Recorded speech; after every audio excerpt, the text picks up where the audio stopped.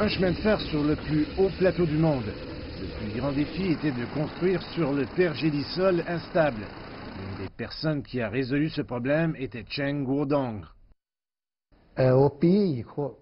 Depuis que j'ai obtenu mon diplôme dans les années 1960, j'ai fait des recherches sur le pergélisol en suivant mes prédécesseurs. La construction de la voie ferrée a connu des rebondissements et je n'ai jamais quitté mon emploi.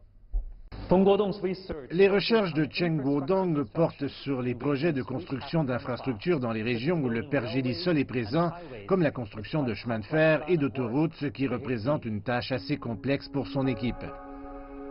La construction du chemin de fer Qinghai-Tibet a commencé en 1958. Malgré la présence de pergélisol, le sol à la surface du plateau dégèle, le sol se dilatant lorsqu'il gèle et se transformant en gadoue lorsqu'il dégèle.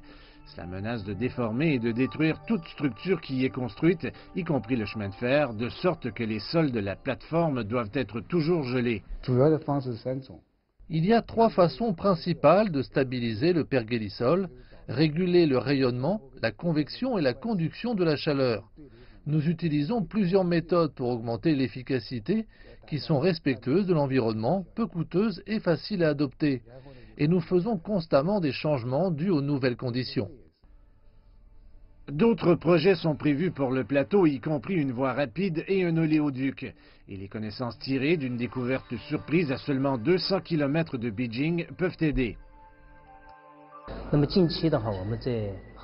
Dans une étude récente à Chengde, dans la province du Hebei, nous avons trouvé le pergélisol à seulement 2 mètres sous terre. Mais la température moyenne annuelle de l'air est de 7,8 degrés Celsius. Nous avons comparé les conditions du pergélisol sous le chemin de fer sur le plateau. La recherche est nécessaire pour s'assurer que le système de refroidissement du chemin de fer Qinghai-Tibet fonctionne, même lorsque les températures augmentent en raison du réchauffement climatique. Et leur mission va au-delà de cela. Un nouveau chemin de fer reliant la Chine et la Russie est également prévu. Si le chemin de fer est achevé, beaucoup de passagers pourront être transportés le long de celui-ci. Mais les régions qu'il traverse sont complètement gelées. Pour compléter ce chemin de fer qui traversera l'Asie et l'Europe, l'équipe va élargir sa coopération avec d'autres pays. Il tiendra une conférence internationale sur le pergélisol en 2020.